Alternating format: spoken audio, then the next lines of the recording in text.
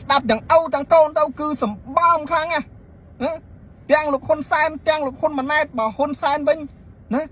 បណ្ឌិតវិញមិនដឹងថាបណ្ឌិតណាសញ្ញាបត្រកិត្តិយសបណ្ឌិតវិញរាប់ភ្លេចអស់ហើយ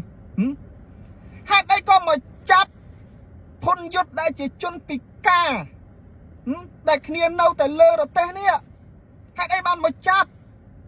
មានន័យថារបបតកូលហ៊ុនហ្នឹងគឺខ្សោយគឺវាខ្សោយរលេខដាក់គ្មានឪពុកម៉ែបងប្អូនណាគឺវាខ្សោយខ្លាំងណាស់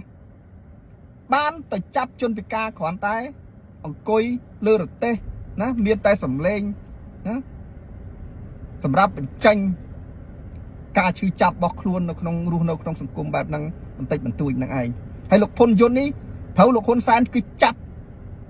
គាត់3ដងហើយពុកម៉ែបងប្អូនណាលោកហ៊ុនសែនតែងតែនិយាយថាអូលើកស្ទួយណាផ្ដល់តម្លៃផ្ដល់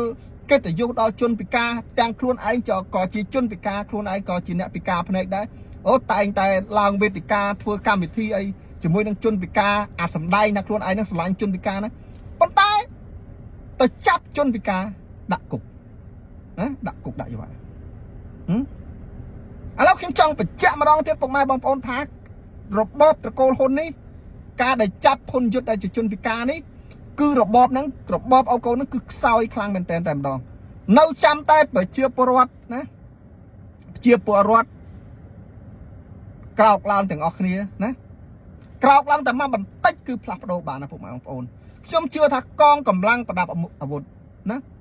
អ្នកនៅក្នុងជួរគណៈបកប្រជាជនភាគច្រើនក៏គេមិនពេញចិត្តនឹងការដឹកនាំរបស់តកូលហ៊ុនដែរប៉ុន្តែគេរងចាំមើលថាតើពេលណាប្រជាពលរដ្ឋក្រោកកាលណាប្រជាពលរដ្ឋក្រោកកងកម្លាំងប្រដាប់អាវុធគ្រប់ស្ថាប័នណាមនុស្សជាច្រើនក្នុងជួរគណៈបកប្រជាជនក៏នៅជាមួយប្រជាពលរដ្ឋផ្លាស់ប្ដូរតកូលហ៊ុនតកូលណាពួកដឹកនាំបែបដេរិឆាននឹងចេញដែរពុកម៉ែបងប្អូនណាកុំទុកទៀតហើយមុននឹងបន្តិចពុកម៉ែបងប្អូនបានឃើញហើយគឺឧក្រិដ្ឋកម្មឆបោកតាមអនឡាញគឺសិតតែពួកមេឧក្រិដ្ឋកម្មតែម្ដងមានជនជាតិម៉ាឡេស៊ីនិងសិង្ហបុរី27នាក់ត្រូវបានកសែត CNA របស់សង្ហបុរីហ្នឹងចេញផ្សាយឃើញទេអត់ទៅចាត់វិធានការអត់ទៅចាប់ពួកហ្នឹងចិនស៊ីនោះល្បីពេញពិភពលោកដែលជាទីប្រឹក្សារបស់ហ៊ុនសែនរបស់ហ៊ុនម៉ាណែតជាអ្នកអុកញ៉ាមានសញ្ជាតិខ្មែរណាដែលសហរដ្ឋអាមេរិកគេបកកទ្រព្យសម្បត្តិប្រមាណ 15,000 លានអត់ឃើញ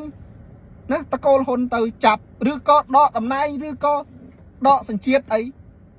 ធ្វើមិនដឹងធ្វើមិនលឺបែរជាទៅចាប់ហ៊ុនយុទ្ធគ្នាគ្រាន់តែស្រែកកោកណាចង់ឲ្យប្រទេសមានលទ្ធិប្រជាធិបតេយ្យចង់ឲ្យប្រទេសនឹងរីកចម្រើនសោះទៅចាប់គ្នាឈឺចាប់ពុកម៉ែបងប្អូនហ្នឹងហើយខ្ញុំមានប៉ុណ្្នឹងអរគុណពុកម៉ែបងប្អូន